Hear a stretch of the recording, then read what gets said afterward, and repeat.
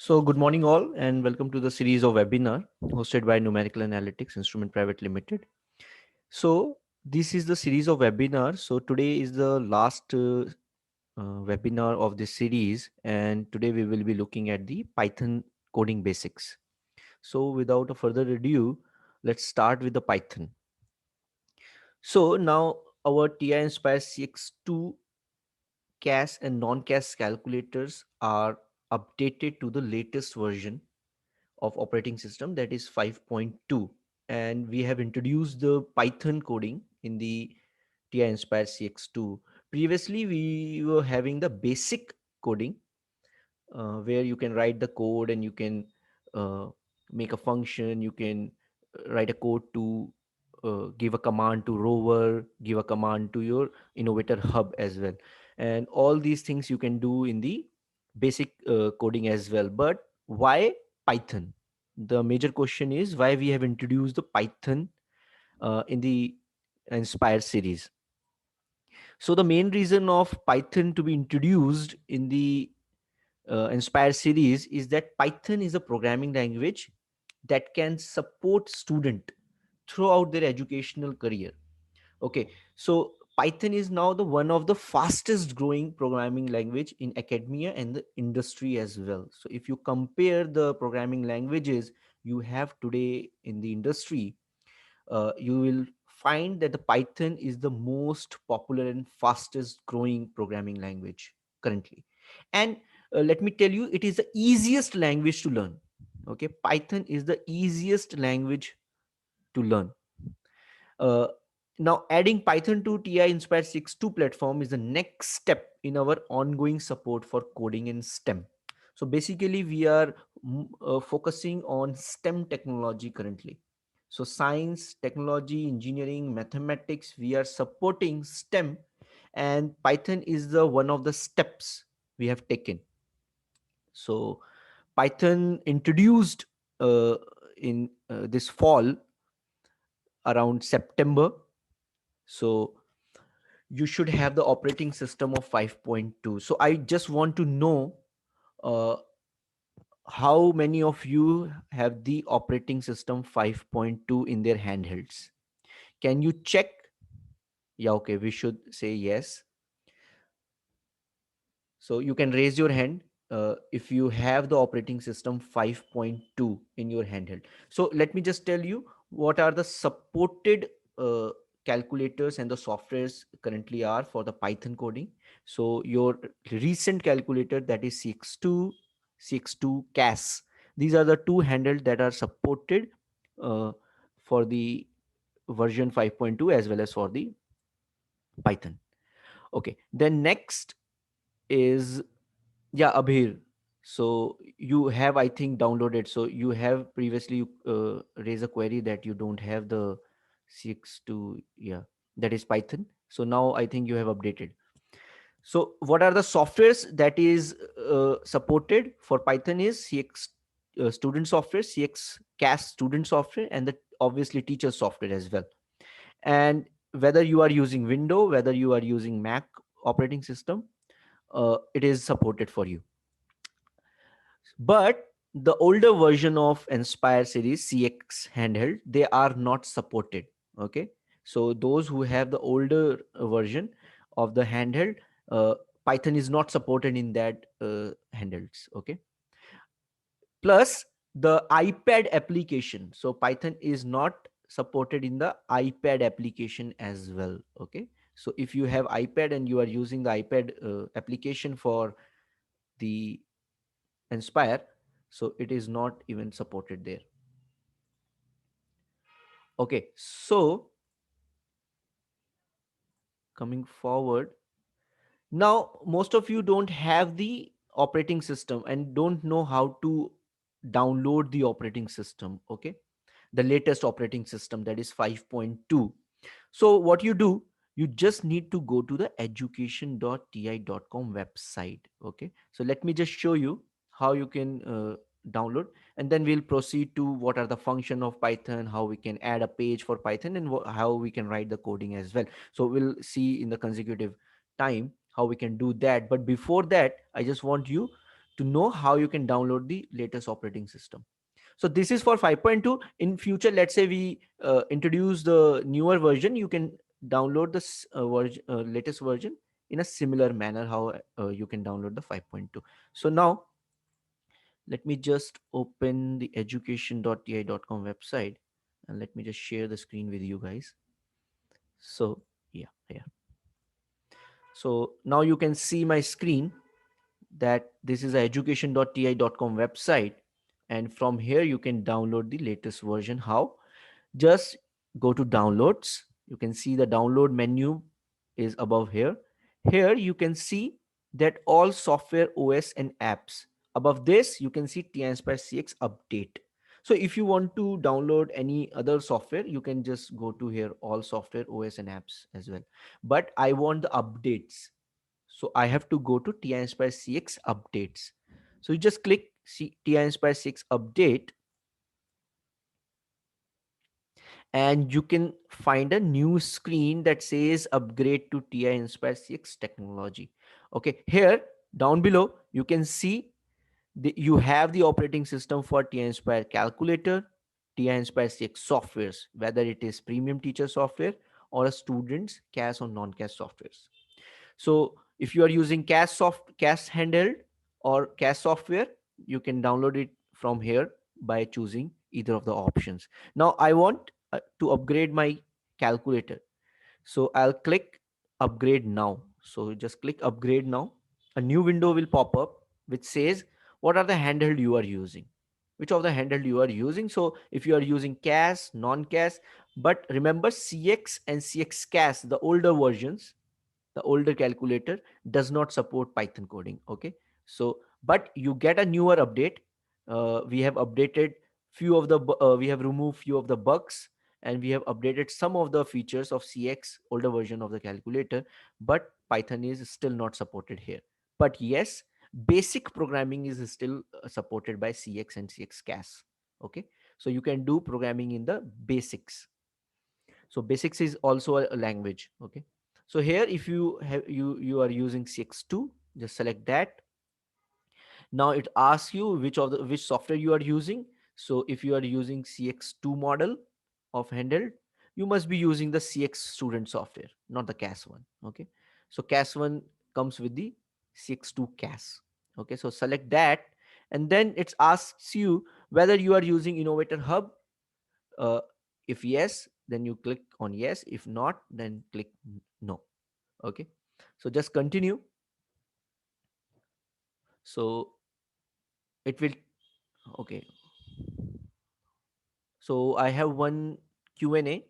Will the older calculator support Python in the future, and if yes, then how long will it take? So I cannot guarantee you that older version of the calculator still will support Python in future, but maybe. But I don't know, frankly. I don't know whether it will support, because that's the older version. So but yes, you can download the latest version of.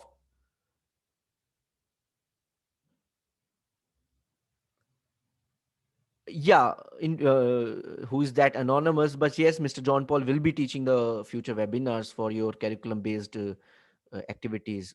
All right, so yeah, he will be doing webinars for us in future.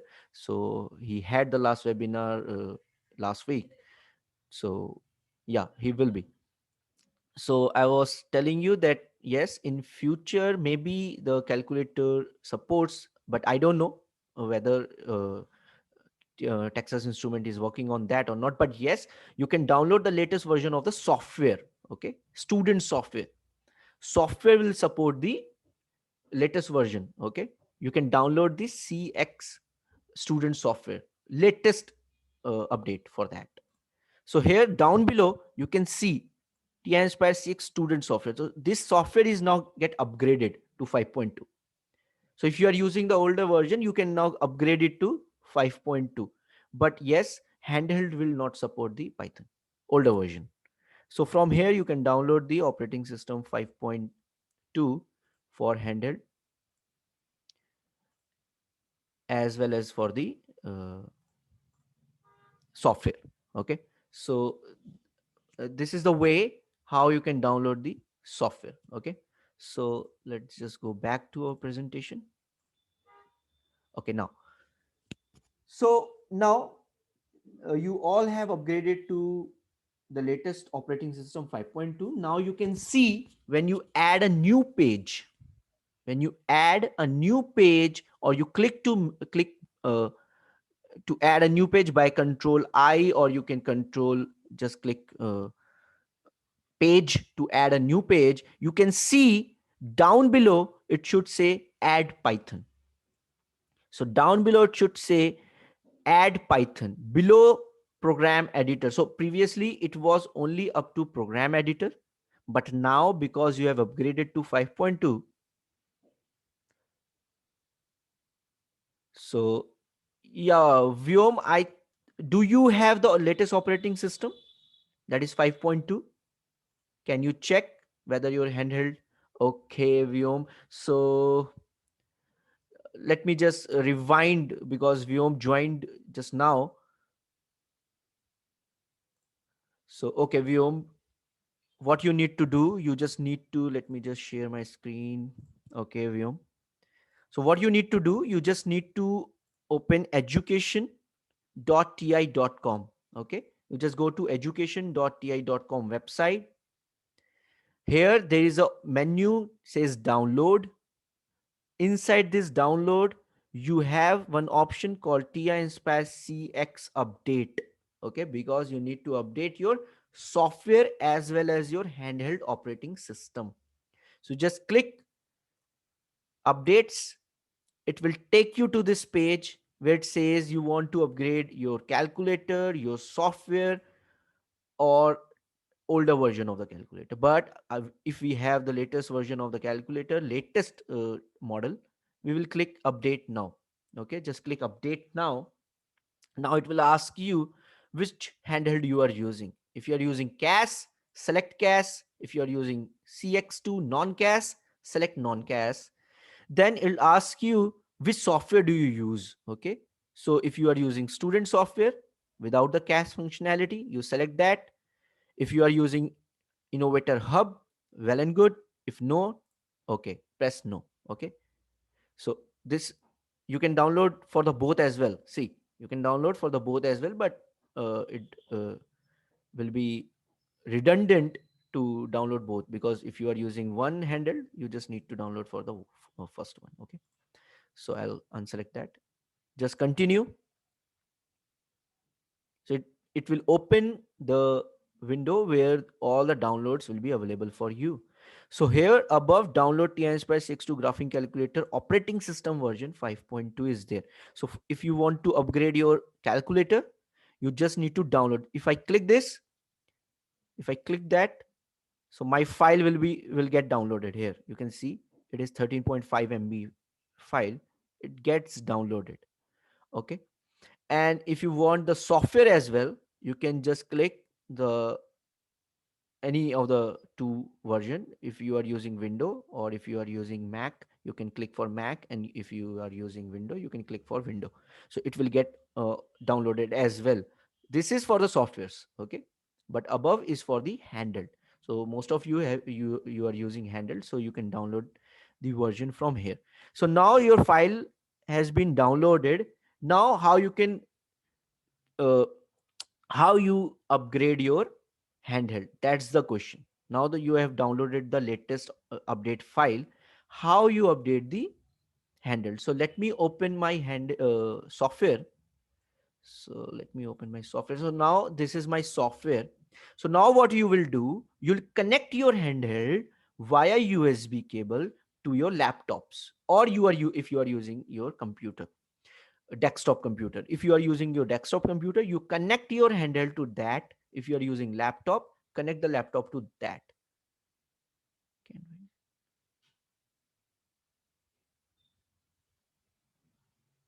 So can't find 6.2 CAS file on website for computer software.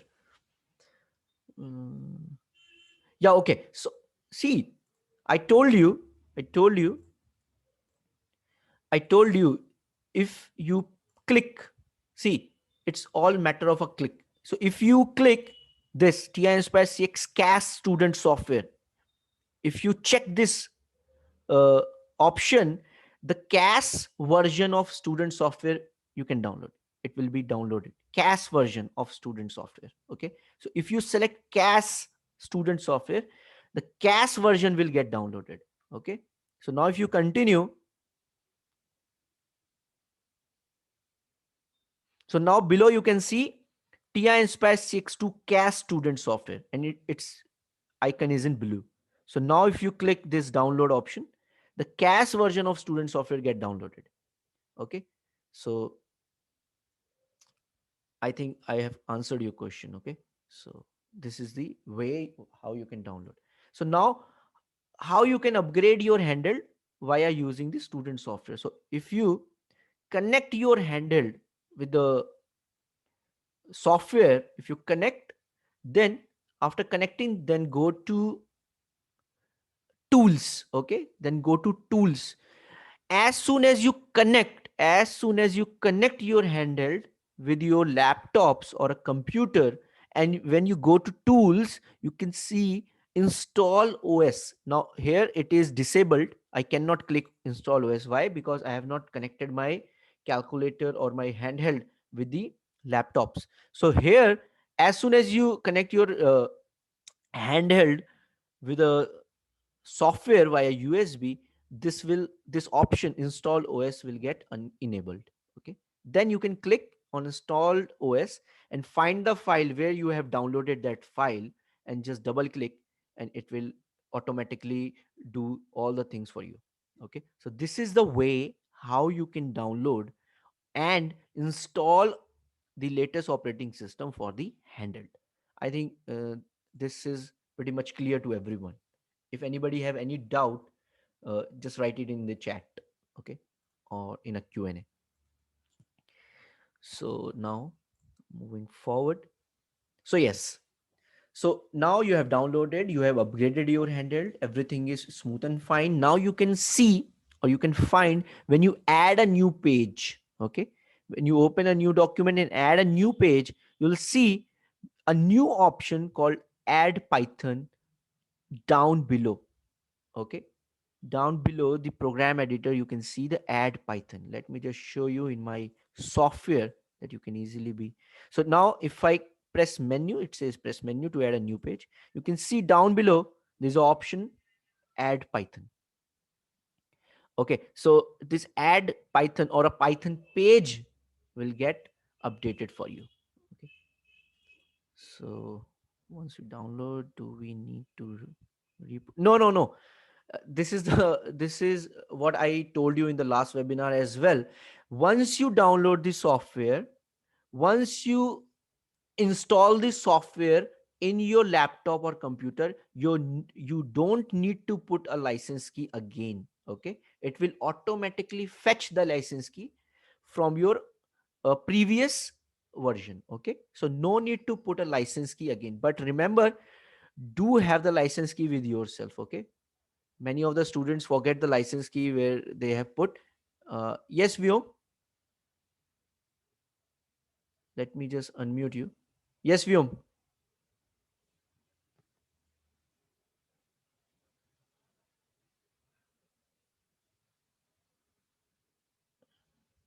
you can speak, Vyom, if you want,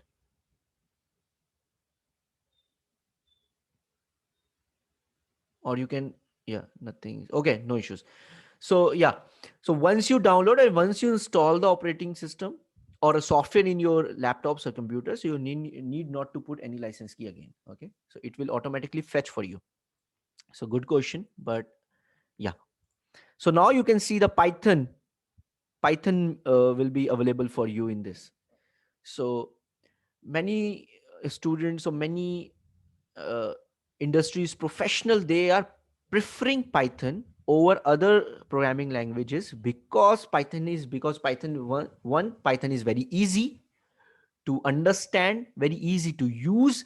Other is Python has a very huge community. So if you stuck in something, you can just go back to your internet, you find the write what you are doing, you'll get the solution immediately. You get the solution because Python has a very huge community. That's why it's because it is very popular. That's why it has a very huge community. So it's very popular and very easy to use. Many students prefer Python. Okay, why? Because it's very easy over Java or other basic languages. So now come back to this. So you can find Python at the same level as other TI Inspire applications, other application like calculator, graph, geometry. You'll find Python there. Then Python program are the part of the TNS file. Okay. So if you save your Python project, if you save your Python project, it will get saved in a TNS file. Okay. Now you know you can transfer your TNS file anywhere, from one handheld to another handheld, or handheld to software, software to handheld. You can transfer your TNS file anywhere, or you can take the TNS file anywhere with you, wherever you go. So it will remain in the TNS file. No other or no separate file uh, uh, uh, uh, will not. I want to say that no separate file will be made. So in many other software, if you use the Python's own programming for in the laptops, you'll find that you have to save the Python in separate file, and the extension of that would be .py, and always you have to go there, select, and then run it. But in the Inspire, you don't not need to save the Python file in the separate file. It gets saved in the TNS file. So in one document, if you are using calculator, graph, geometry, listen, spreadsheet, and in another page you are using Python, everything will be saved in one TNS file. That's the beauty. So here you can include other applications as well, other programs as well, okay, with the Python. So a TNS file can contain multiple Python programs, okay. So you can make multiple Python programs in one TNS file. So you can create many pages. You know how many pages you can create in one document, and that many pages can contain Python, okay. Yes, Python is compatible with Rover. Okay. So yes, you can write the programming for Rover as well in the Python. Okay. So let me just show you in the beginning. In the beginning of the presentation, you can see this image of the rover. You can see here he has written some 4 line or 3 line coding, and you can see the rover is making a square. So this rover, if you run the programming, the rover will do the job. It is just to show. So don't get confused that rover is moving inside a TNS file. No, it is just for the visualization. The rover will actually move in the uh, wherever you have put the rover. So it is just a programming. So 3 line programming, rover is making the square. But in the basic programming, you have to do lots of things. Okay, so it's easy here. Okay, so yeah. So even you can save the Python programming in the public library. There is a public library you can save there, and you can use that programming all across the documents. Let's say you have made 4 or 5 documents and you want to use the same programming in different documents. You can do that as well by saving the Python program in the public library. Okay, so this is the Python in the TI Inspire world. Okay, so now let me just open the handheld the software, and I'll show you what are the things we have here. So now you can see, if you add a new page, control doc, okay, control doc, to add a new page, you'll see Python, and here you'll find that there are different options available inside add Python. One is new, two is open. Open is for that if you have already created a Python file, then you can open that. And there is a third option called shell. So now what happens is when you use Python programming, okay, when you use Python programming, not in a TNSpire, if you download the Python programming for Windows, okay, native Python programming, okay, I'm not talking about the Inspire, inside Inspire. Let's say you have downloaded a native Python to get to be run inside a Window or a Mac. So you will find there will be two options available for you there as well. One is shell, other is a window where you can write the programming. Okay, in the shell, what happens, you if you are using or you are making some programming and you want few of the steps to be done immediately, you can use shell. And if you want to write the whole programming, you'll use a new window. Okay, so let me just open the new. So new, when you click on new, it asks you the name of the programming. So let me just name the first p program. Okay, so I'll write first program. So now second, it'll ask you which module or which type of calculation you want. Okay, so which type of calculation do you want? So if you want a math calculation, you want a random simulation, you want a geometric graphics, see what are the options available here. Then you can do the image processing, then you can plot the graph as well from there. You can do the data sharing, you can use the hub project, and you can do the rover coding as well. So in this webinar, we will be seeing the basics of the Python programming. Okay, and in the future webinar we will do the advanced coding. We'll see how rover and hub, data sharing, plotting, how we can do all these things. Okay, so first I'll select math calculation. See, I want a math calculation. So if let's say I am not opening anything, I'll just even do the blank program. What happens when you write the name of the program and you type, select the type that I don't want anything, I just want a blank program here, just click OK. So it will open a blank window for you. It will open a blank window for you. Now in this you can see the name of the program. So now this is a TNS page, TNS files page, the documents page. Inside this page, I have created a Python program called first program. Now this program is saved with the extension of py. Py is nothing but the extension for Python. Every Python programming is saved with the extension of .py. So my file is now saved Python, oh sorry, first program.py. So first program.py is my Python file. Okay, now here I can write the code. I can write anything, I can write any code. So how we can write the code inside the Python programming, let me just tell you.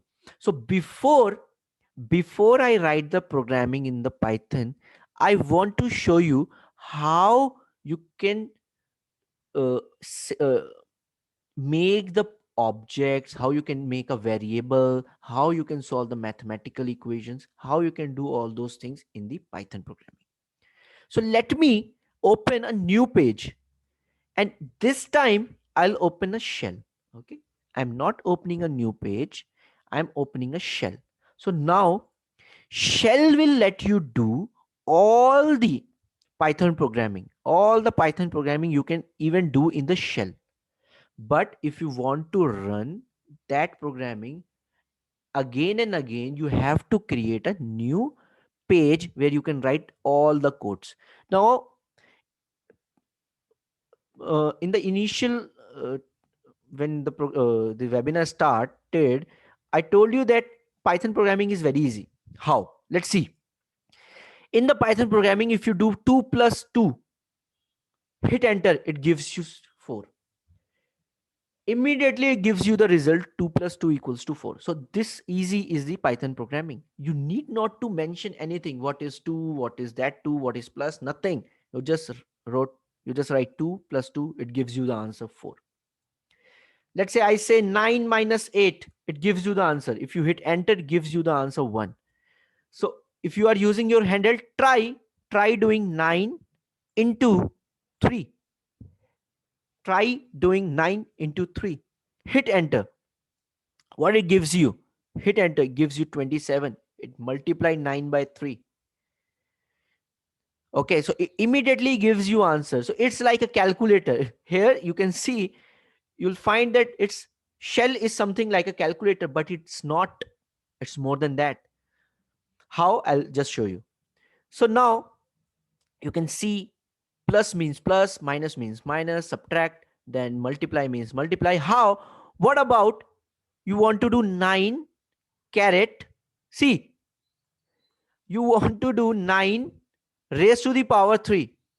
How you do 9 raised to the power 3? What do? You just write 9. You click on the symbol, this caret. Now caret here means 2 stars. In Python programming, anywhere if you are doing the Python programming, a double star means caret, raised to the power, always. Okay, so here just remember, if you are doing Python programming anywhere, not in the Inspire, anywhere, the caret means double star. Raised to the power means double star. You just write 2, hit enter, it gives you 81. So you have seen that how you can even find the power. So now what about division? So let's say 7 divides 5, hit enter, gives you 1.4. Immediately it gives you the result.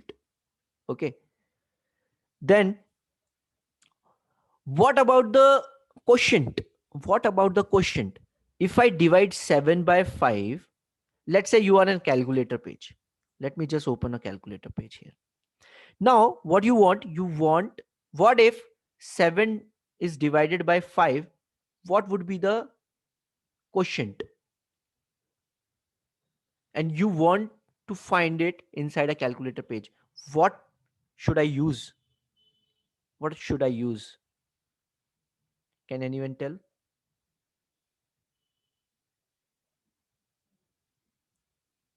Can anyone tell? If I want the quotient only, if 7 is divided by 5, I'm just giving a very basic example. 7 divided by 5, it's very easy to find the quotient. So now in the Python, we don't know how to calculate in the calculator page, but in the programming, if you write 7 and you give double forward slash, if you give double forward slash and you write 5, hit enter, it gives you 1. 1 should be the quotient. So finding the quotient is very easy. So what you did is that you wrote 7, then 2 forward slash, and then 5. It gives you the quotient. So remember, double forward slash is the symbol. Okay. So how you get 7? Divide. Okay.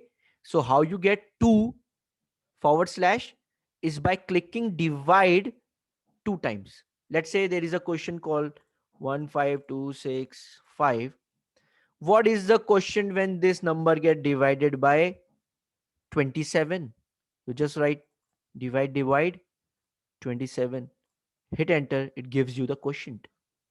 Now if the question asks you what is the remainder if we divide this particular number by 27, so now for the remainder we can write 15265, and for the remainder you have to go to, sorry,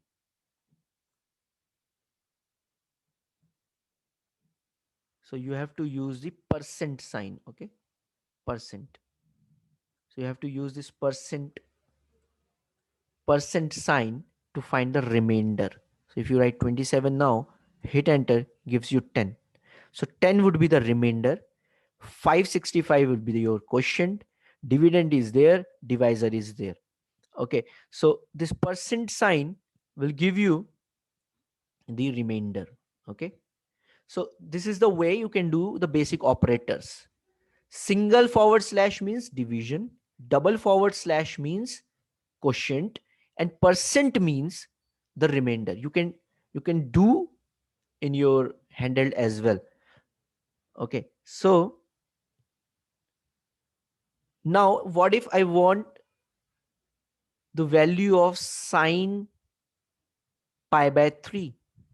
What if I want value of sine pi by 3? So what you do, just go to trigo, select sine, say pi, there is a pi key in alphanumeric zone, pi divided by 3. Hit enter. Okay, so it says sine isn't defined. Okay, so now why it's saying the sine is not defined is that if you want to use, okay, let me just do one more thing. Sine pi by 3, bracket close, enter. Yeah. Okay, so it says sine isn't defined. Why it's saying sine isn't defined? Because if you go to menu, if you go to math, there are several options available here. Okay, inside math there are several options available here. Even inside this trig, even inside this trig, so if you go to math menu, math, inside the trig you can find all the trigonometric functions, even radian, degrees are available, but you are not able to use. See, if you click sine, if you click sine, now if you write pi divided by 3, hit enter, again it says sine isn't defined. Why? The reason is, the reason is in Python you have to use some of the modules, some of the modules that inside which all other options are available. So if you want to use sine, cost, and powers, exponential, square root, log, anything, you have to use the module inside which everything is available. So where would I find the module? So if you see, if you open math, and first option, the first option from math, import star. Star means everything. So from math, import everything. So math is the module, math is the module inside which all the functions are available. So in order to use these functions, you have to use the module first and then all these functions.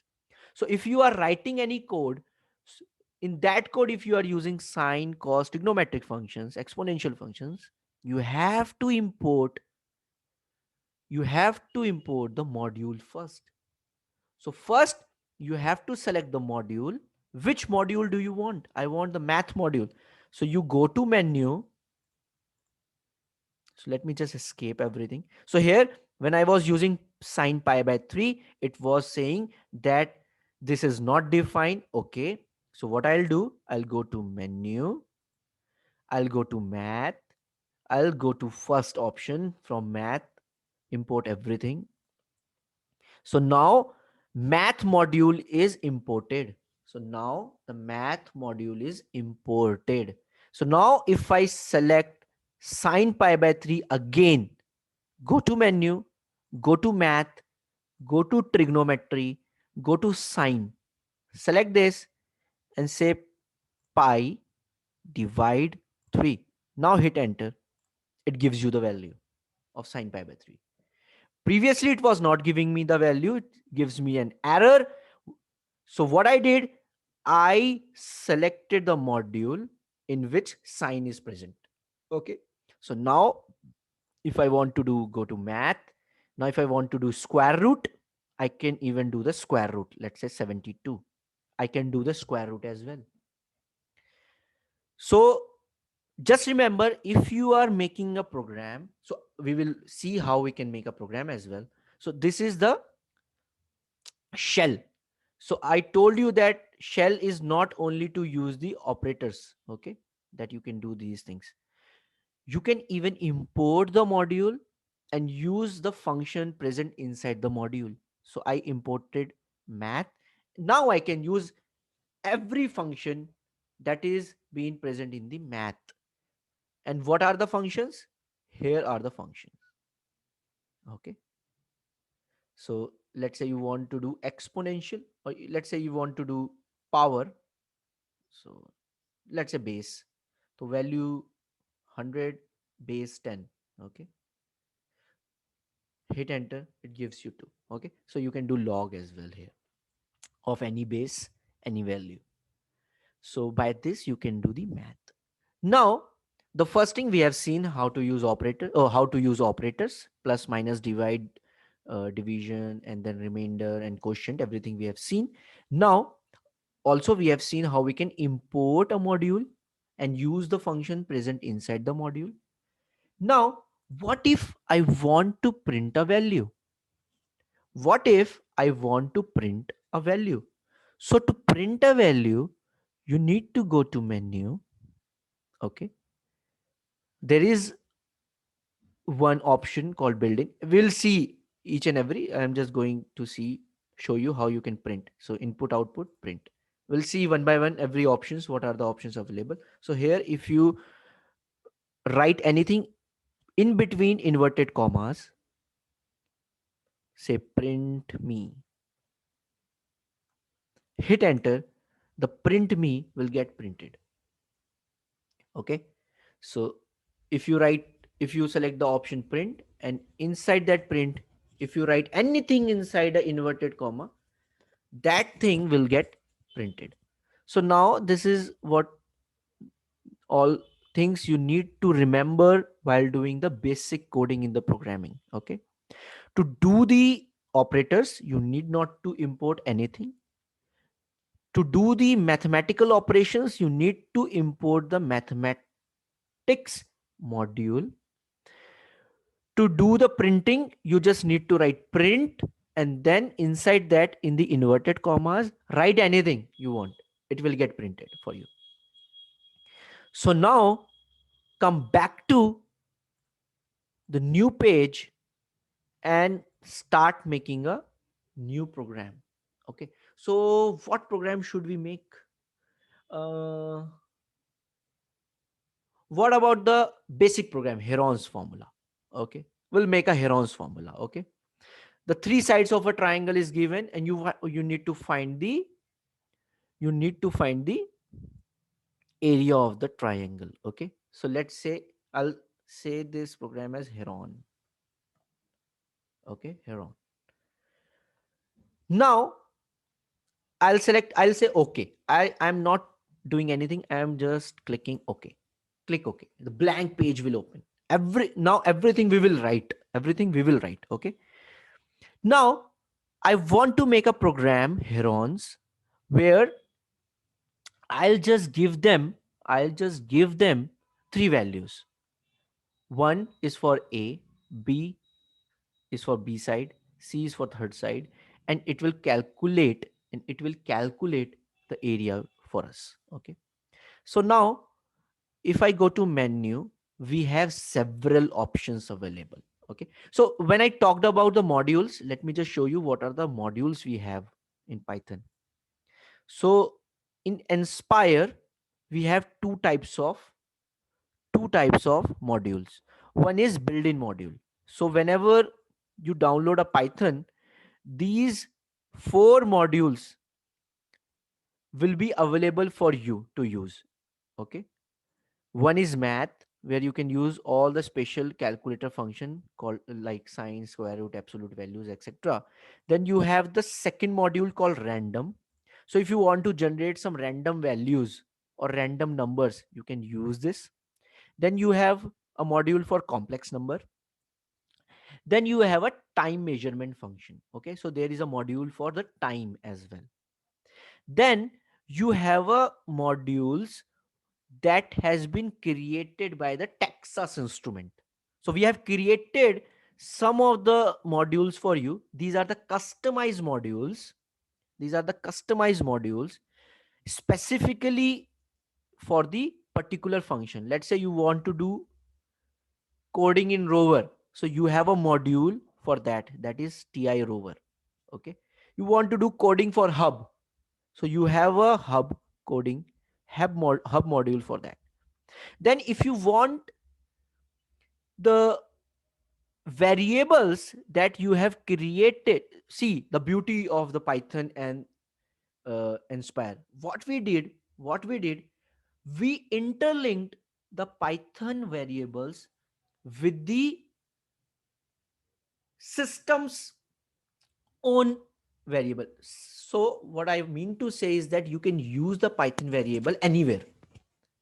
You can use the Python variable. I'll show you.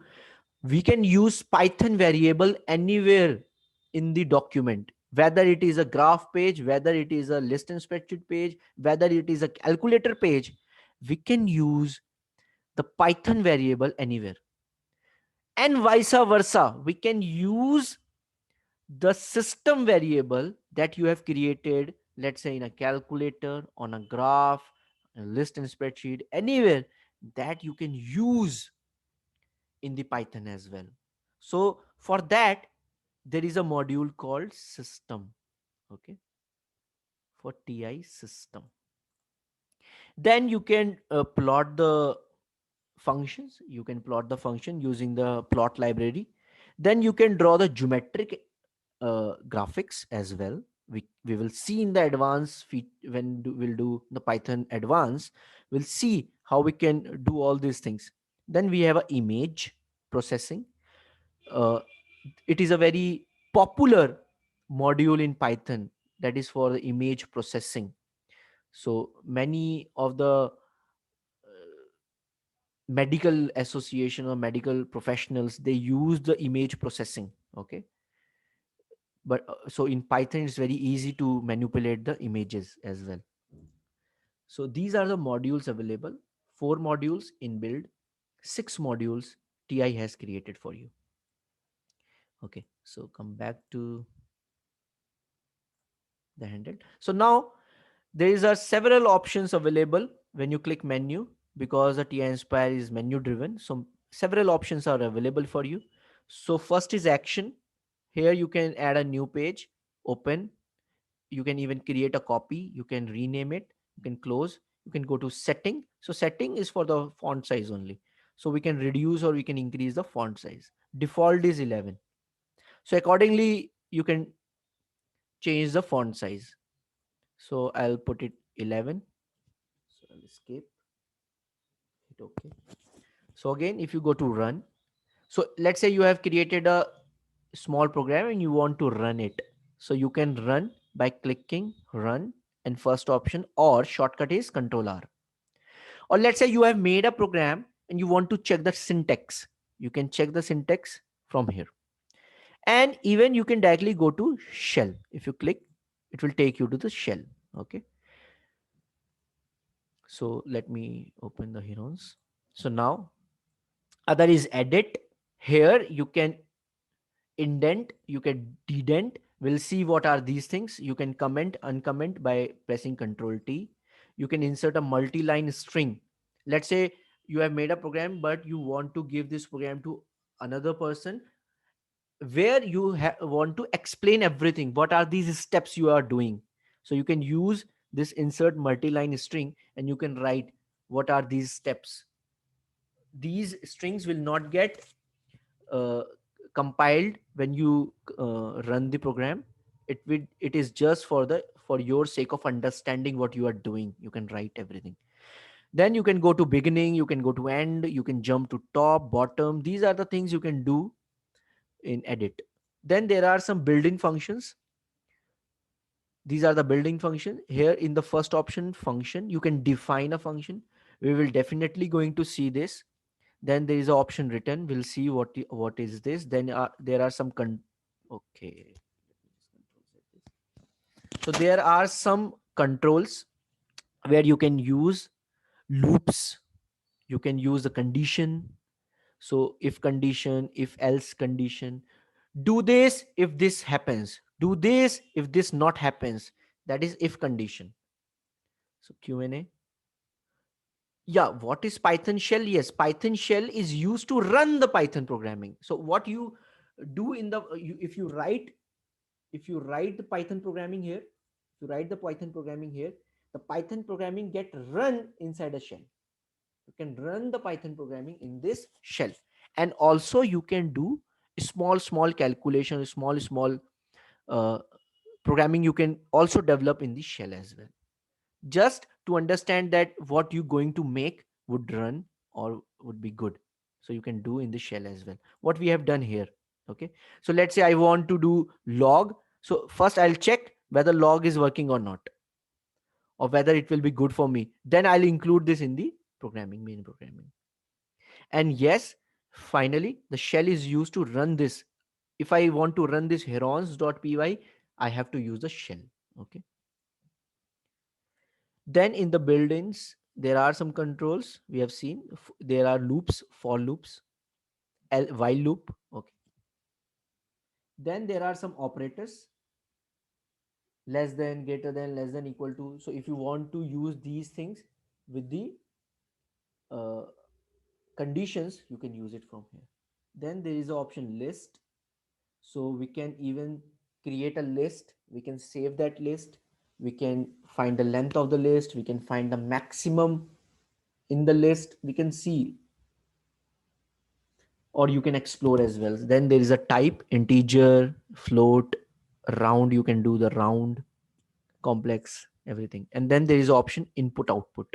So in input output, what you can do, you can take input from user as well, or you can print the value as well. Okay, so first two is useful for you for the basic programming.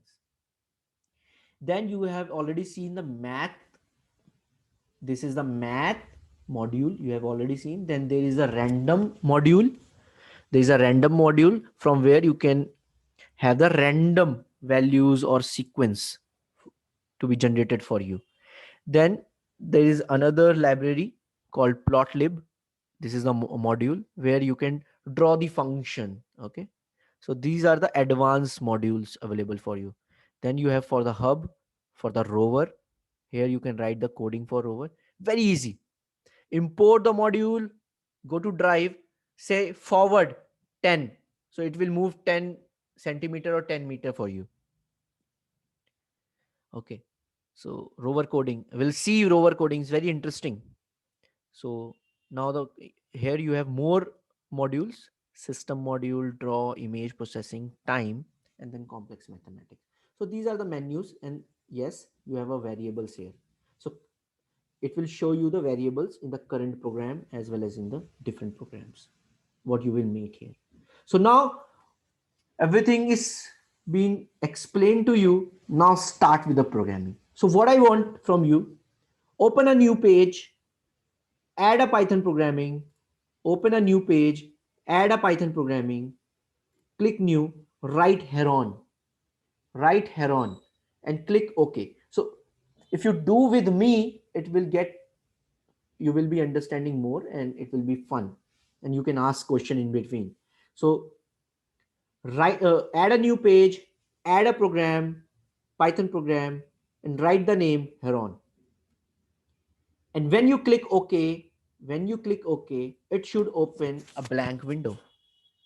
It should open a blank window.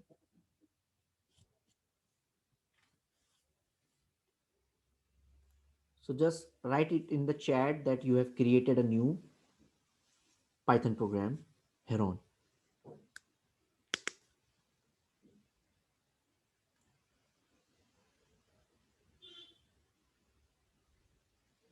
Okay.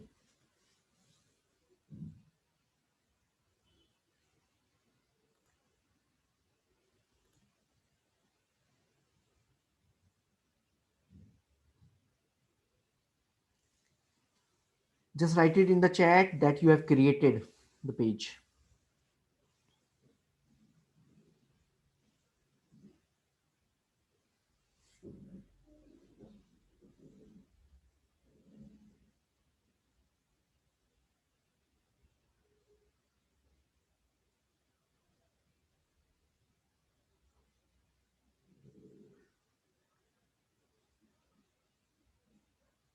Anyone else? Have you created a Python page?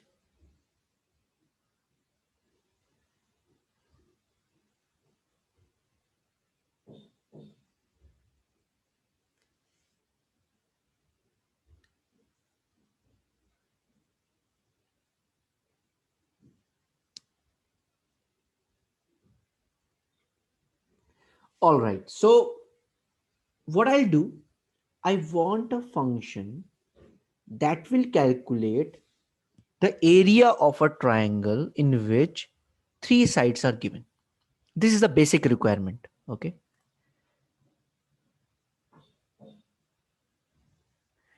Can you please repeat how to download Python on TI62?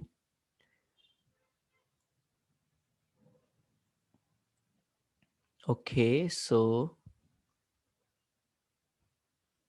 I think, do you want in the handheld or do you want in the software?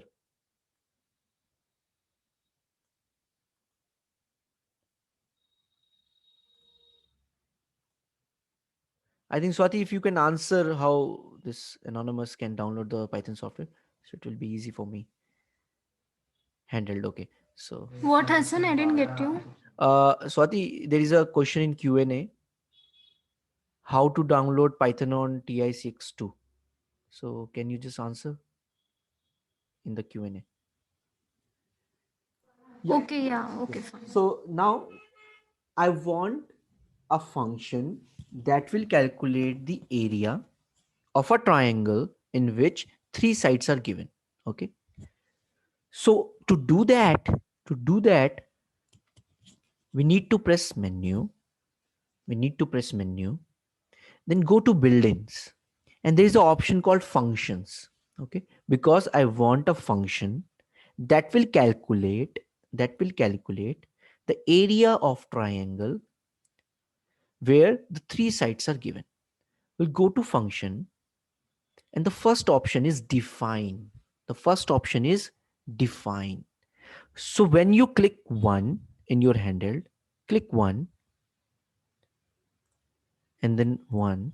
So it will open, it will copy and paste the syntax how you can define a function. So in the syntax of define, you can see there are three types of text available for you. One is in blue, other is in gray, the third is highlighted blue. Okay, the third is highlighted blue. The first define, def define, is saying that this is the function define. Now that the one that is highlighted in blue is asking you to write the name of the function, is asking you to write the name of the function. So I want area. I'll say area. I'll simply write area. So from your alphanumeric zone, you can write area. So now that highlight will go. So now to come inside the bracket, that gray one, always remember these gray ones are only hint for you. Okay, are only hint for you. So here, if you press tab, it now get highlighted. Now arguments is get highlighted. Now what are the arguments? See, when you define a function, let's say you have defined this function area. Now arguments. What are the arguments? If I take you to the catalog, if I take you to the catalog, everyone know we have done so many of webinar, and in the starting of the each webinar we have talked about the catalogs. If you go to catalogs and you go to this first menu bar, here you can find the syntax below. For each of the function you can find the syntax below, and for each function there is a name. Let's say uh, nsolve. Okay, because nsolve is familiar to us, let's go to nsolve. So nsolve is a function, so we have wrote nsolve, and inside the bracket, and inside the bracket we have asked you some values, that is equation comma variable. So these equation comma variables are nothing but the arguments that you will provide, that you will provide. So similarly, when you are going to define any function, you will write the name of the function. Then in the arguments, you will write what you require to find the area. So what I require to find the area is A, comma, B, comma, C.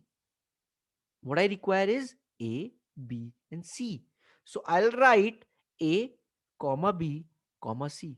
These three values I required. Very easy. You just go to menu, build-ins, function, define function. When you open the define function, a syntax will open. In the syntax, first it'll ask you what function. I'll say, let's say area. Then in the brackets, it asks me the argument. So what are the arguments? The values which I needed or I need to perform the calculation. So I'll say A, B, and C. Then hit tab. Then hit tab. So now when you run this program, when you run this program, first you have to provide the arguments A, B, and C. So let's say first I'll print. Go to menu, go to build in, input output, I'll print. What I want to print. Now, if you want to print text, you always have to write in the inverted commas. A equal. Now, comma.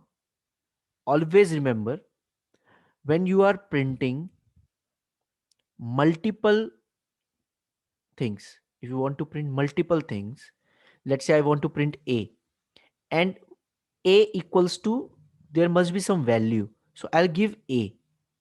So in the arguments, whatever value you provide as A will be taken here as A. So let just not confuse you. I'll print A. Whatever value you give A as argument, it will be printed. So now if you want to print any value that is a variable, okay, you need not to put it in the inverted commas. Okay. So if you make inverted commas, it will take it as a text string. Okay. It will take it as a string. So always remember, if you want to print string or text, you have to put it in the inverted commas. And if you want to print a value or a variable, then no need to make the inverted commas. So I want to print A. I want to print A. Then I'll hit enter. I'll again print B. Okay. So I'll go menu, build in, input output, print B. Then hit tab to come out of that, hit enter for the new line, print C. So now remember one more thing. There are two, these symbols are there. So these symbols are nothing but the space bar, or you can say a tab. So always remember, let's say it doesn't have anything, or you press tab. So when you press tab, the two dots will appear. Okay. So these are the indents. These are the indents. Okay. So these are the indents. So because you are defining everything inside the function area, so you have to be very careful that indent should be there. Indent should be there. Only then these values which I am printing will be taken inside that particular function. Let's say I don't want this indent here. So what I'll do, I'll just dent it. So if I go to edit, undent, okay, dedent. So dedent will dedent this. So let's see what happens. So now I want to run this program. So what the program will do, program, if you run the program, it will asks you the values of ABC. When you put the value of ABC, it print A, it print B. Okay, it print A, it print B, and let's see what happens. Will it print C or not? So go to menu, go to run, run. So now it says error. Why it says error? Says name C isn't defined. Why? Because inside this define, C is nowhere. So you have undented it, you have dedented it. So now C is lone. C is lone. It is now not inside the function. That is why it gives me an error, because C is nowhere. You have not defined C. Okay. So let me just indent it. So now C is part of the function where C is already defined in the argument. Okay. So again, I'm going menu, run, run. So now you can see down below, it says from here on, import everything. So now you have defined a function area. So what you will do, you click var, you click var, here area will pop up, hit enter, area will come. So see, let me just do this thing again for you to better visualize what I'm doing. So if you have already defined function area, inside herons, you go to menu, run, run. So when you run, it says from heron, import everything. Here you have to go to var variable because you have defined a function. So here area is function, gives the value. Let's say I'll give 3 comma 4 comma 5. So you know what going to happen. It will print A, it will print B, it will print C.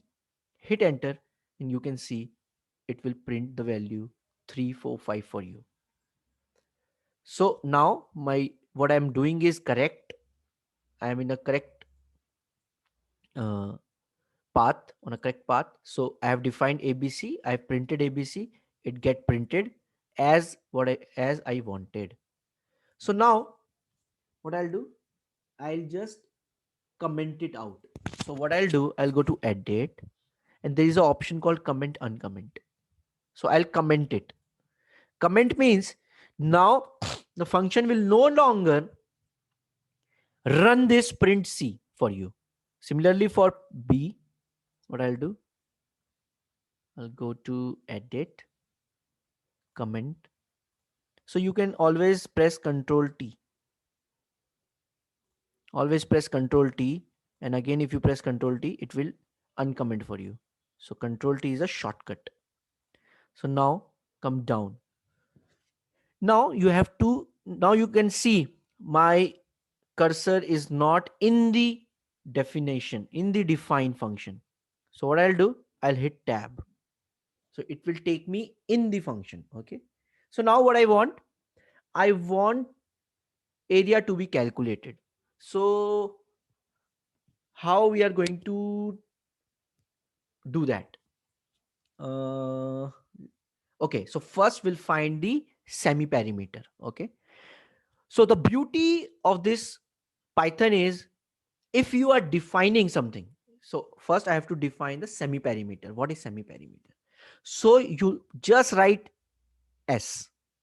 I am writing S for semi perimeter. So anywhere on in the function, anywhere in the function, you can define any variable. You can define anywhere you want. I have defined S. S equals to what should be 1 divided by 2 times bracket A plus, so I'm using my keypad, so you can see how long it will take. So S is not defined as 1 by 2 a plus b plus c.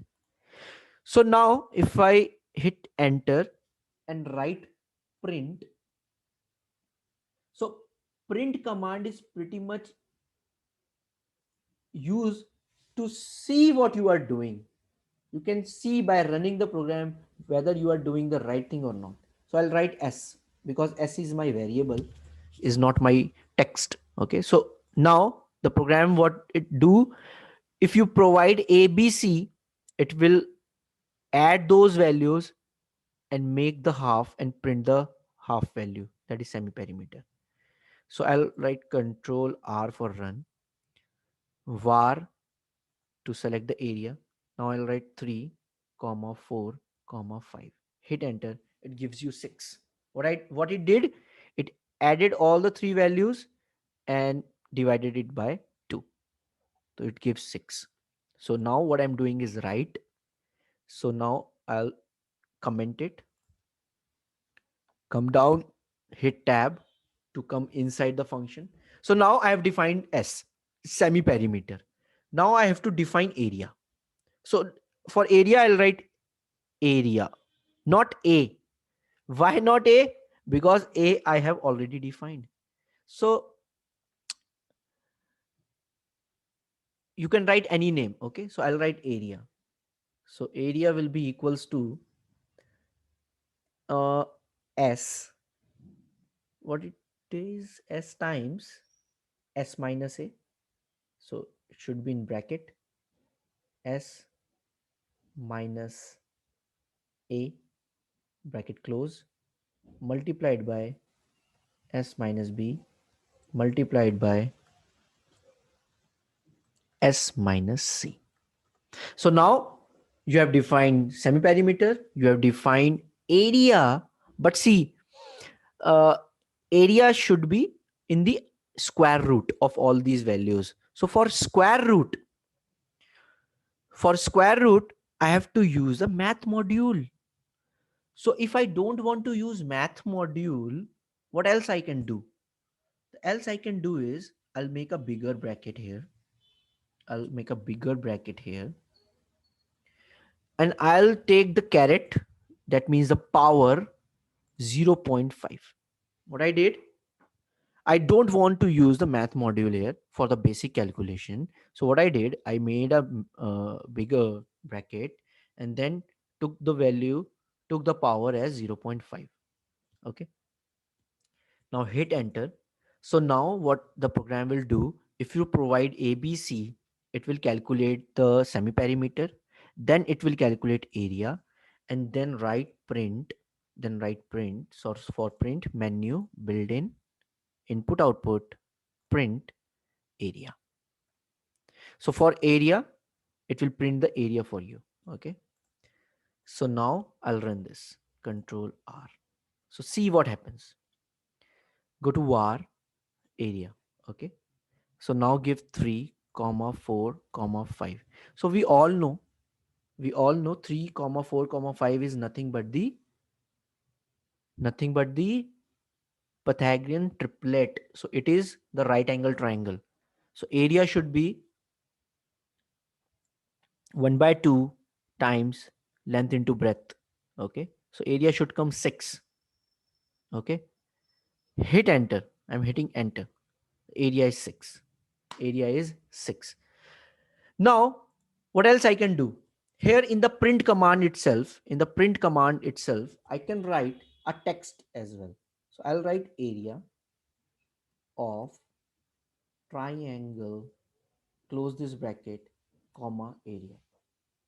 So I'll write equal to as well and a space bar. So now it will print a text for me, says area of triangle equals to, comma, it will print the value of area as well. So if you want a text and after that text you want the value of that particular text, you can write it after the comma. So you write comma and the variable area. So now if I run this, what happens? go to var area 3 comma 4 comma 5, hit enter. It says area of triangle equal to 6. Area of triangle equal to 6. So this is the basic programming. This is very basic. Now, one thing is that you always have to run this program. You always have to run this program. First thing is this. You always have to run this program. Always have to go to var area, and you always have to select the values of ABC. So A, comma B, comma C, that is, let's say 6, comma 8, comma 10. Hit enter. It gives you 24 area. What if, what if I want the value of ABC as an input from the user? What if I want, when I run this program, let's say when I run this program, it asks me the value of ABC. Tell me the value of ABC first. So not in this program, let me make another one. So this is the Heron's formula. You can write ABC in the argument and it will calculate the formula for you and gives the answer area. So let me make another program for you. So I'll going to program new one. So I'll name it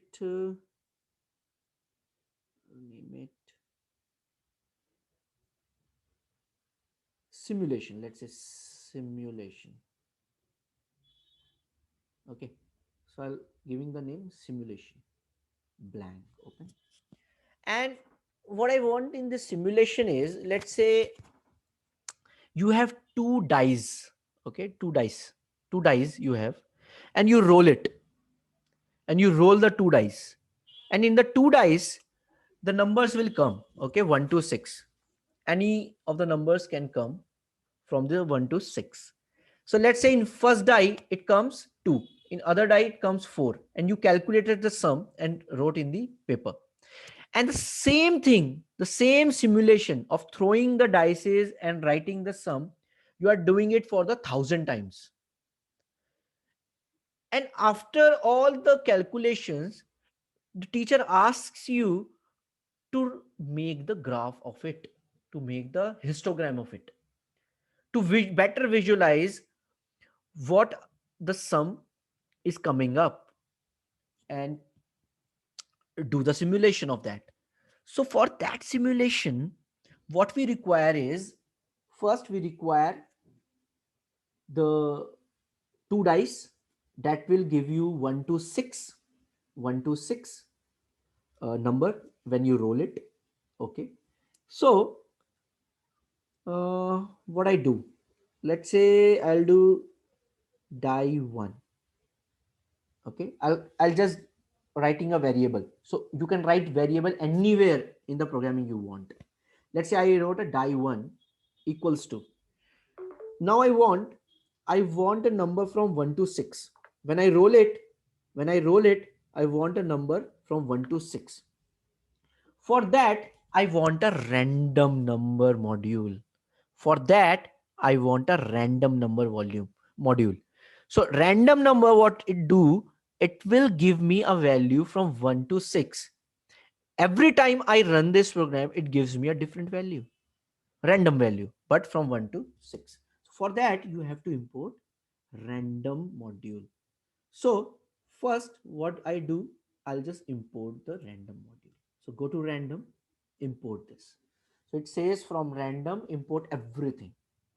So now I'll just go 2-3 lines below, and here I'll define die1 equals. Okay. Go to menu, random. What I want, 1 to 6, random integer. The fourth option is random integer. Select this, hit 1, tab 6.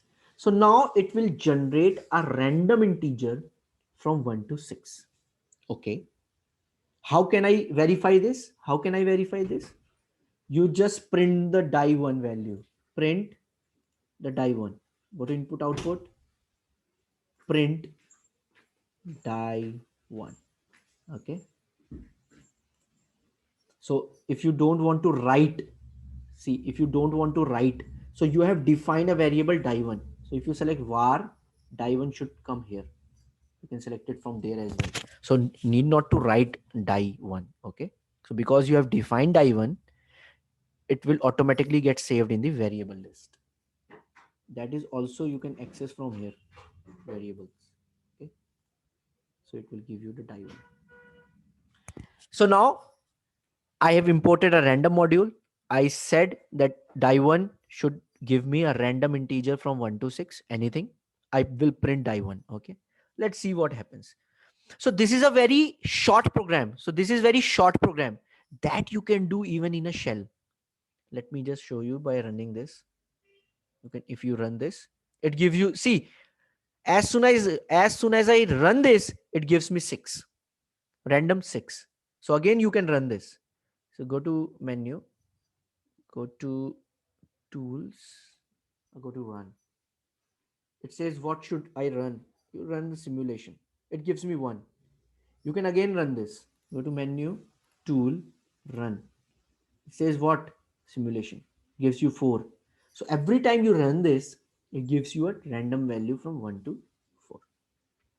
So what I said, that this is a very short program that you can even do in the shell, but I'm making a bigger program here.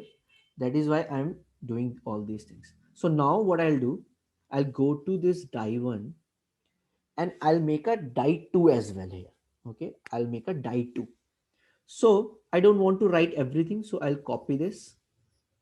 I'll copy this, Control C, and I'll hit enter and I'll paste this, Control V, and just give the value 2. And I'll give the value die2. So now if I print die1 plus die2, it should give me the sum of it. It should give me the sum of it. So if I run this, Control R, see 10.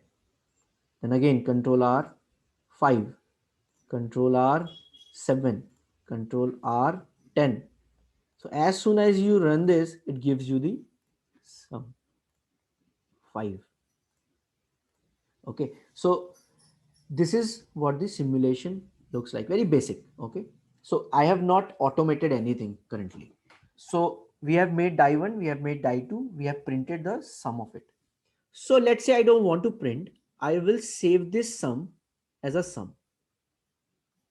So I'll write sum, another variable, and I'll save this inside that.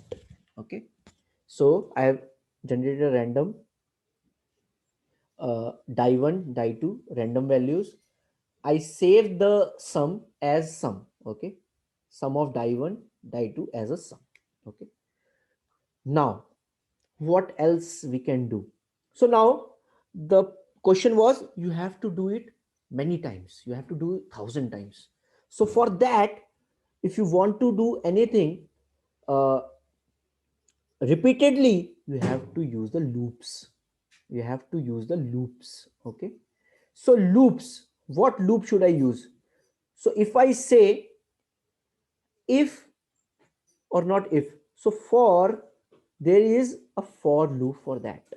So for any value in, let's say, for 1,000 times do this, for 10,000 times do that.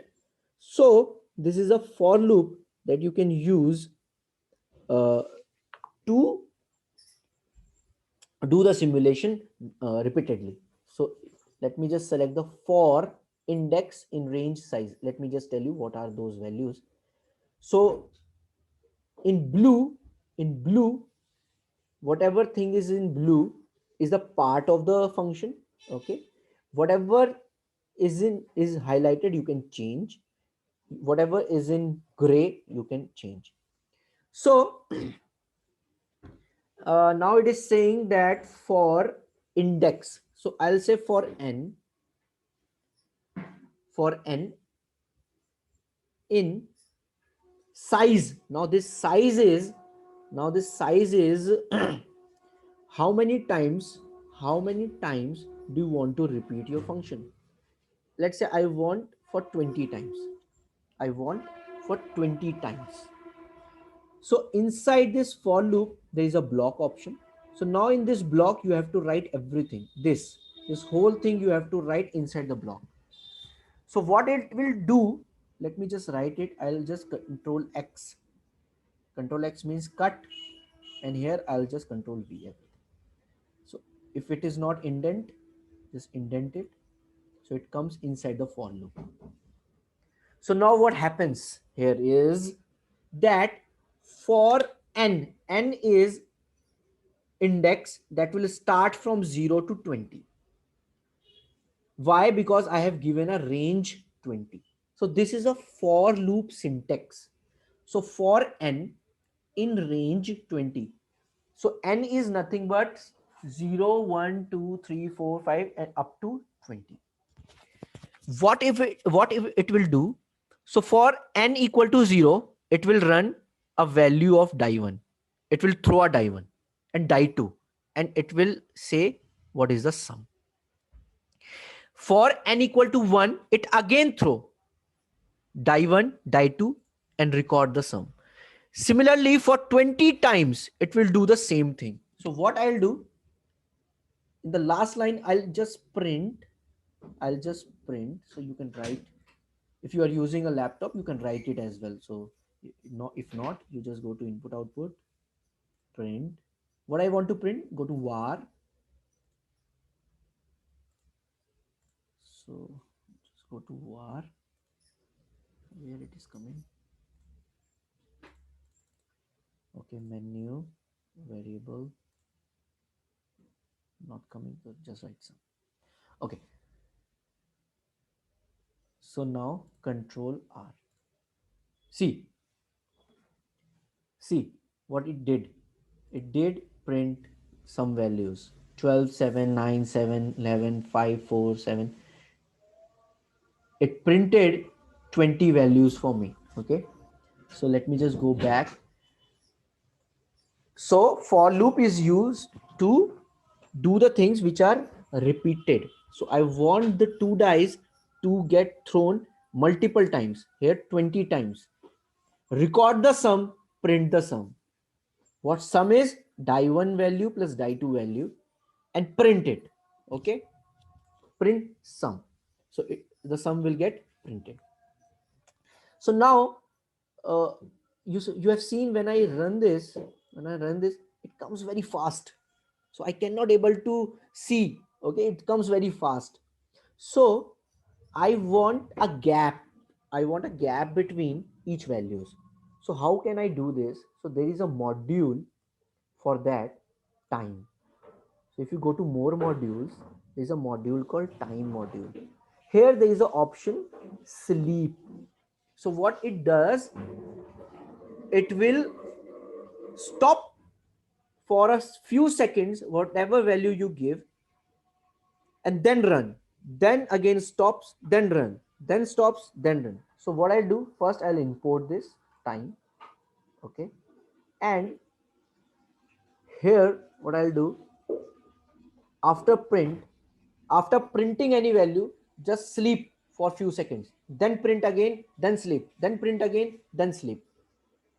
So more module, time, sleep. So here I'll give 2 seconds. Okay, just write 2. For 2 seconds it will sleep and then again print and then sleep, then again print. So now if you run this, see 9, 7, 6, sleeps 2 seconds, then print, then sleep, then print.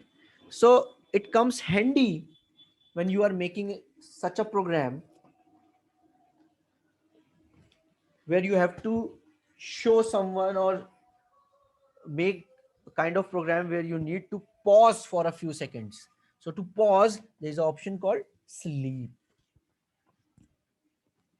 Okay. So after 20 values, it will stop. So till now, any question? Till now, any question?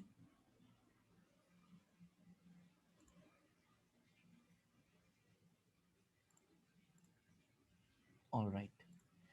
So now here, what I did, So now the text size is large. So what I'll do, I'll just go to action, go to settings. I'll just reduce the text size so that everything will be visible. So now we have seen the random option, we have seen the time option. So now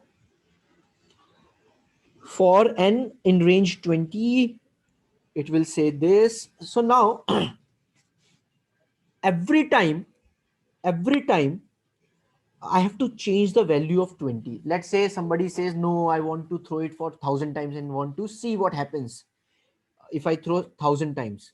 What number should come more? What sum should come more if I throw it 1,000 times?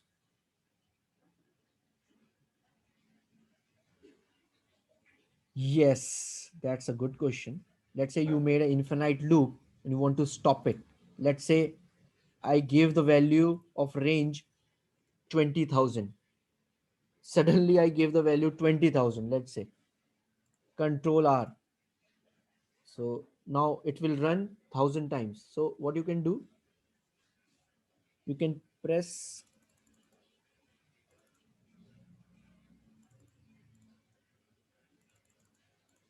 okay, nothing is happening here, but there is control C.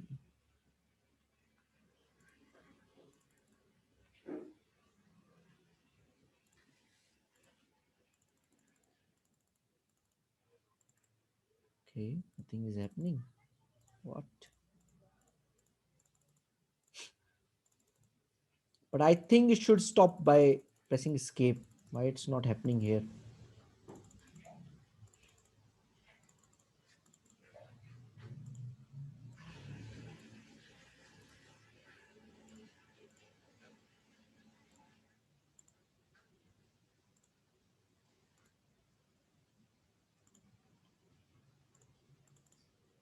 Oops. So always do all these mistakes, errors, even then only you will be able to learn things. So yes, now how we can stop this? Let me just close this.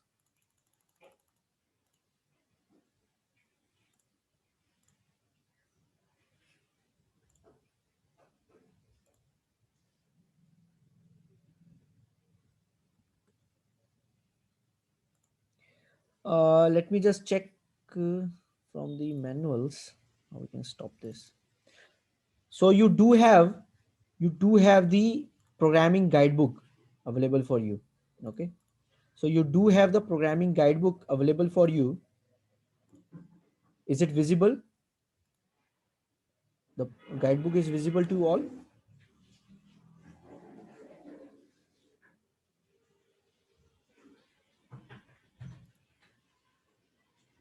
Is the guidebook is visible to all?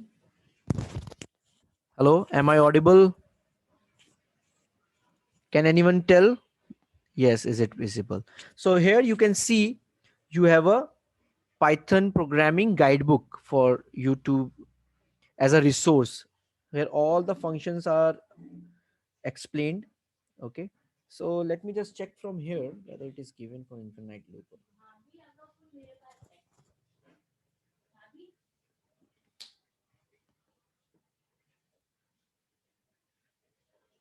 So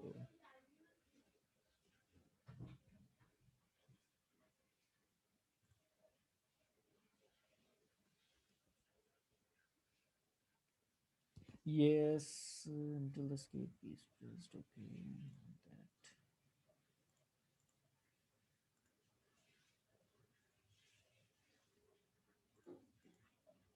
That. I think for handle it should be the escape key. Okay, but I stuck here. Let me just close this.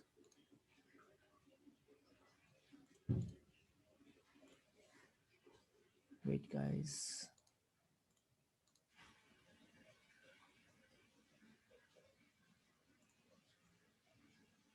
Okay.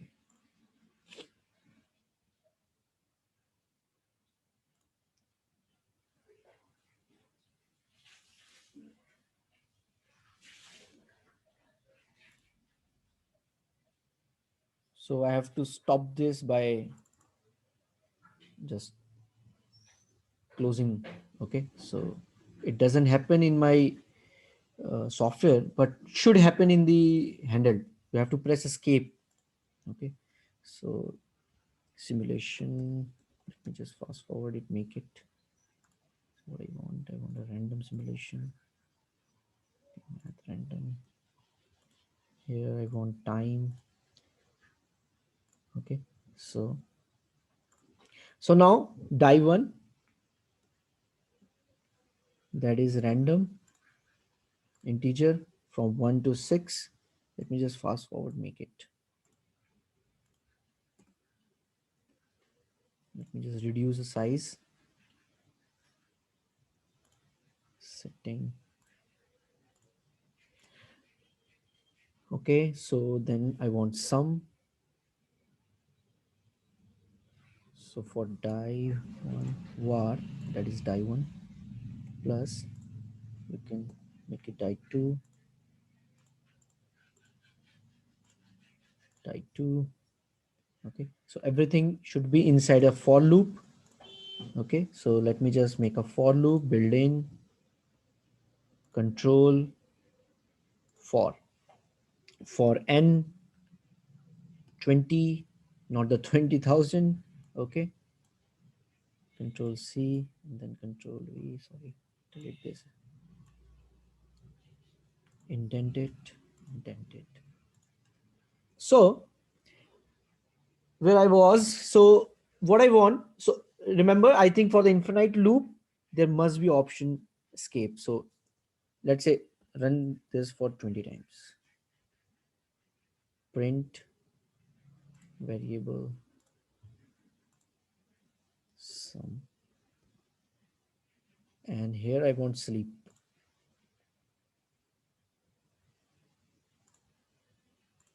For let's say 0.5 seconds sleep.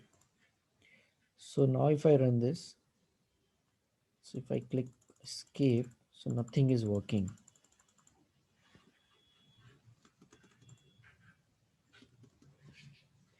Okay, no issues. I'll check with the handled as well. You can check if you can do. So now what I want, somebody says, let's say teacher says, no, not for the 20 times. You have to do it for the 1,000 times. Then again comes, no, do it for 1,500 times. Okay, webinar will be end in a few minutes. Okay, so this is the last program we are doing.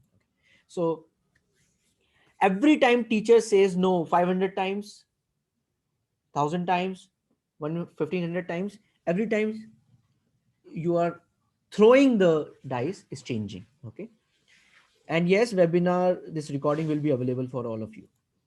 So now what I'll do, I'll just create a variable times. I'll just create a variable times that will be equals to the input from the user. So here what I'll do, I'll ask the user to give me the input. So for getting the input, what I'll do, I'll go to menu, then I'll go to build-in, then I'll go to input output. Here there's the option input. So what it does, it will ask the user to tell how many times do you want to throw a die. Click the input.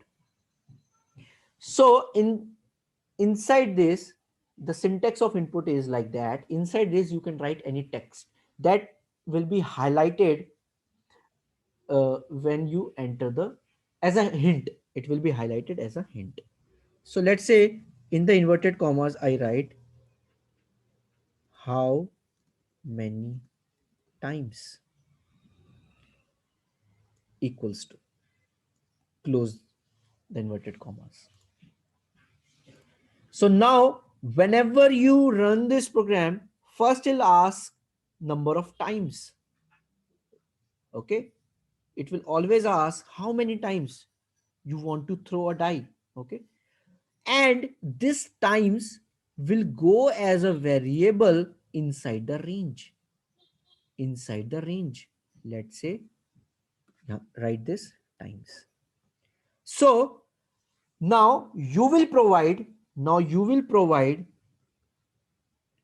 now you will provide how many times you want to throw the dice, and it will take it as a range.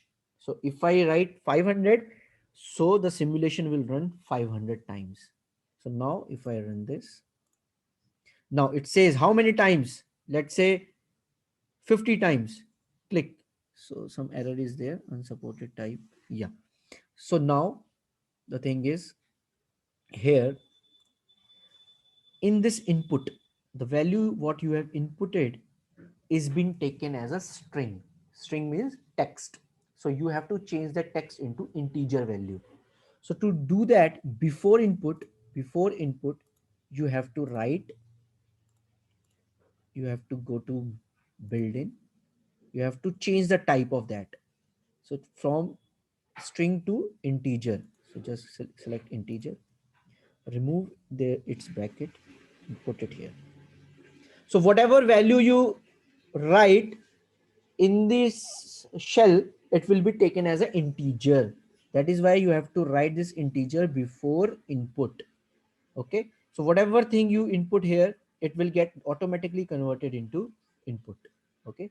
So we did not write the integer here. That is why it was showing me the error. So always do all these error. That will be the only way forward to learn the Python coding. So now we'll run. So now it says how many times? Just write 50.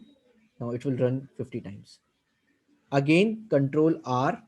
It says how many times? Write 100. It will run 100 times. Okay. So this is the way how you can run the program as many times as you want. Now everything has been done. Sum is there. So now I want to save this sum. So now this, whatever sum is coming, I want to save it as a list. I want to save it as a list. So I have to create one list. So what I'll give the name is sum underscore list. So remember one thing, variable name should not contain space bar. So variable name should not be like that. Sum space list. Okay. It will not take. It will give you an error. So always remember, if you want to write sum list, you just give hyphen or underscore or whatever you want to give it here, but don't put space. Okay. So now I will save sum underscore list, and I'll give this list as a square bracket. Just give a square bracket. So this is an empty list. So Python list comes inside a square bracket. So Python list come inside a square bracket. So you give sum list as a blank. So now what I'll do, I'll save all the sums inside this bracket, empty bracket. So let me just remove this sum print command. Now here what I'll do, I'll go to variable, select the sum list, then I'll go to menu, I'll go to built-in. Here there are the options for list. So here option number 1 is a blank list. I could also select it from here and from the control bracket as well. So here I want to append something. Append means to add something. I'll select 6. It says sum list dot append. What you want to append inside this list? I want to append sum. I want to append sum here. So write sum. So I want to append this sum inside this list. So everything will be saved inside this list. So let me just print the list for you. I'll just print the list for you. Go to sum list. I'll just print the list, but not inside the loop, outside the loop. Everything will be saved. The loop will run as many times as you give the number. When after running this loop, the sum list will be appended. Every time it will get appended, all the values will be added to this empty list, and in the last it will print the sum list. So print command is outside the for loop. I don't want to loop it inside, I don't want to repeat this inside a loop. I want the complete list printed after all the values get appended. So now if I run and I want 20 times, after running 20 times, see how fast Python do all these things. After running 20 times, it gives you the list. Again run it for 100 times, it gives you the 100 value inside the list. So what I want to show you here is that now you have created a program where you will write anything how many times you want, then it will save, all the values will get saved inside a sum list.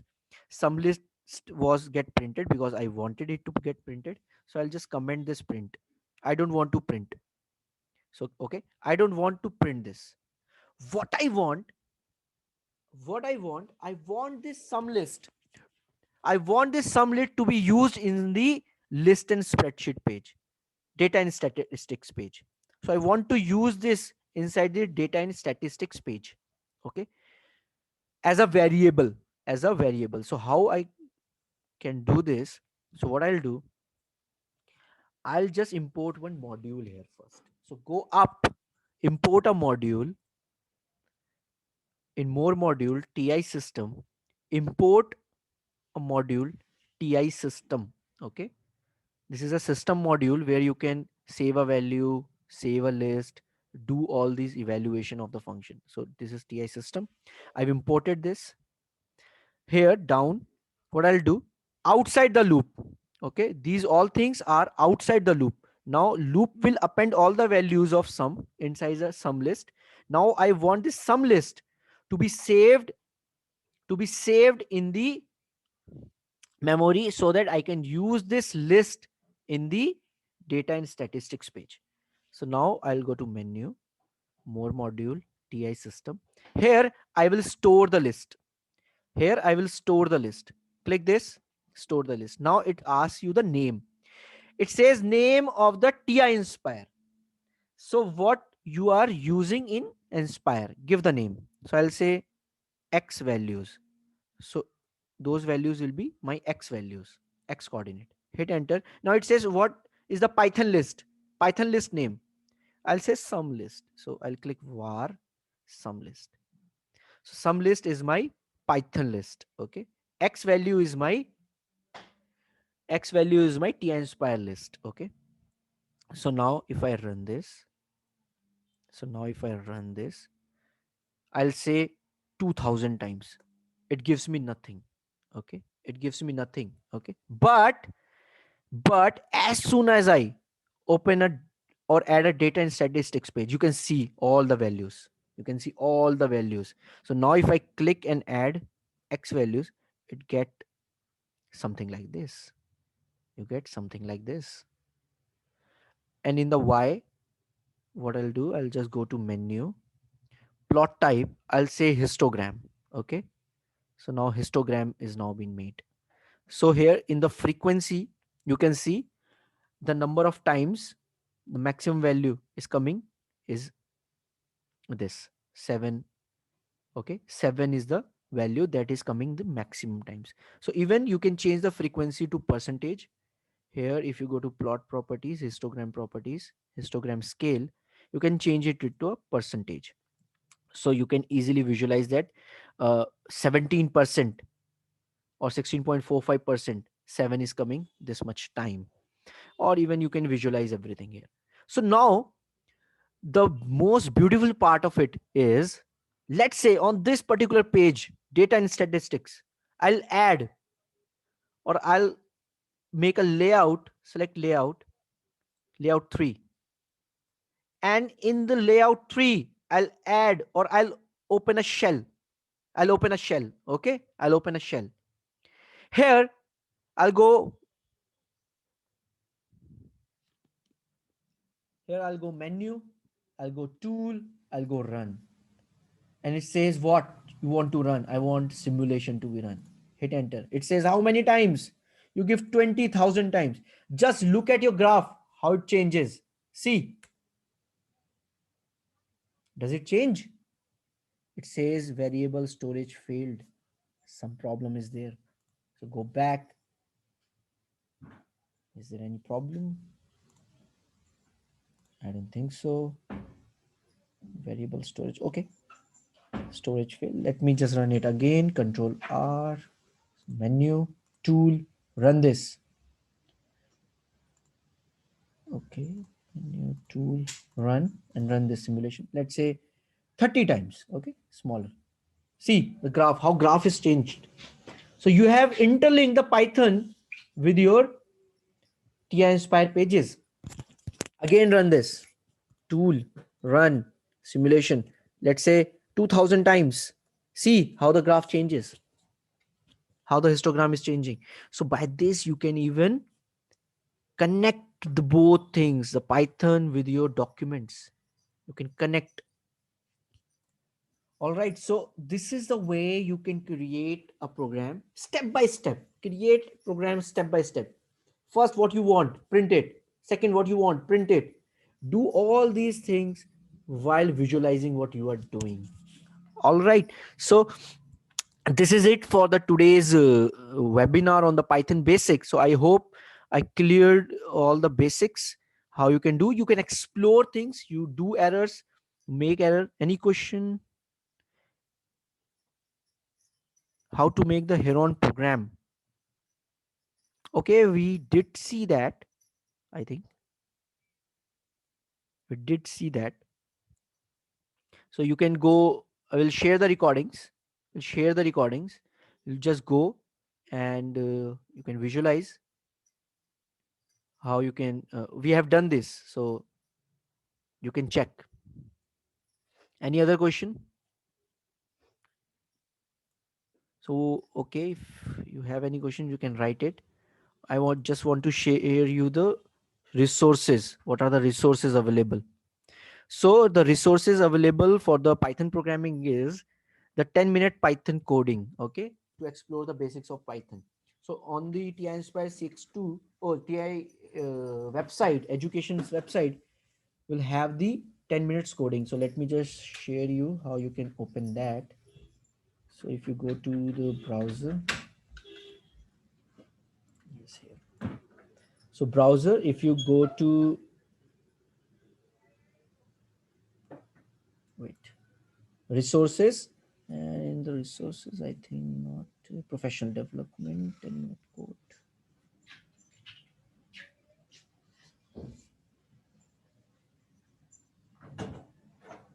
Yes, TI code. So in the activities, there's a TI code.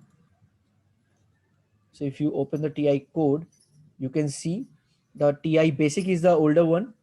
It's still there. You can explore this as well, but the Python coding is the latest one and the easiest one. So you can click Python programming.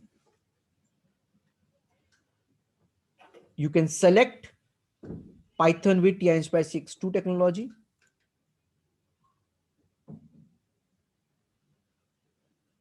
And here you can get started. Okay. So first it'll tell you how you can add a page, use a editor or shell, everything it will tell you. Okay. So you can make skill builders application and then you can use all the functions one by one by one by one. Okay. It will explain you all the things one by one. The first thing is this. The second is The second is TI Inspire Python Programming Guidebook. So guidebook is available. Guidebook is available. You can find it on the internet. Guidebook TI Inspire Python Programming Guidebook. If you write it in the Google, it will take you to the download page. So all the menus are explained in this. What are the menus and what are the function, what they do. Everything is explained here. The last thing is getting started with Python TNS file. So this file is pre-installed in all the calculators. So if you have updated your calculator to 5.2, this file will get automatically imported in your examples. So see, let me just show you from where you can access this. So if you open doc, if you go to file, and if you open a new document, okay, if you open a new document and it asks you, do you want to save it or not? I'll just say yes, I'll save it. Simulation underscore dice. I'll save this. So it's saving. So now if you go to doc, open document, okay, open document, if you go to examples, okay, if you go to examples, so here you can see getting started with Python is given. So this is a TNS file available for you. So just open this. Here you can see different pages are available where it says hello, how you can input the name, you how you can print, how you can print. Okay, so it is given. Then you have a loop example here, for loop example. Then you have a head or tail, a simulation kind of thing, where it says it use the random module for you to generate some values. Okay, you can explore. Plotting is there. If you want to plot a graph, we will see in the advanced version how we can do many things, those things. Okay, so then there is a TI draw. So you can run it, you can run directly from here. If you run, press Ctrl R, you can run. Okay, so press enter to exit. So it draws that. Okay, so here there is a image processing. Okay, then there is a hub coding is also given, how you can use the hub to code.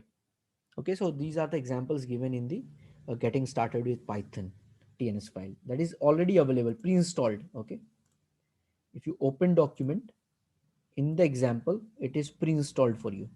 Okay, so these are the three things. So thank you for joining the webinar. And do you have any question? You can, how we can get this getting started tutorial? Which one we should, which one?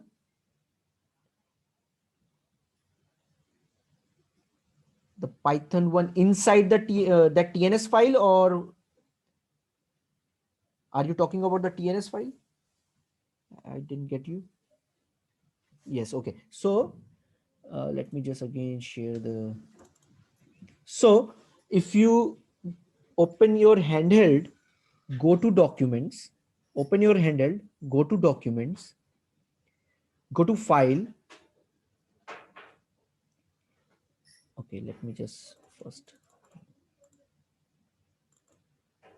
Okay, go to doc, go to document, go to files, or what you can do, if you are on home page, if you are on home page, you can just click to browse, and in the browse there is an example option available for you, example folder.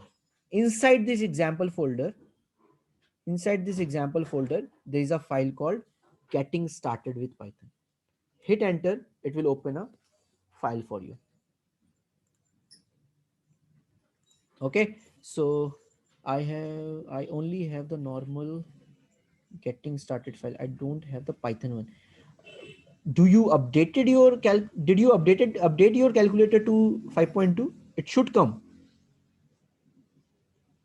If you have updated your calculator to 5.2, then it should come. Or all right, yes, I have. Okay, no issues. I'll mail this file. I'll mail this file along with the link. Okay, or what I'll do, I think everybody has that link from where they can see the recorded version of the webinars. I'll upload this file there. You can access. Okay, no issues. Any other question? Anyone before we leave?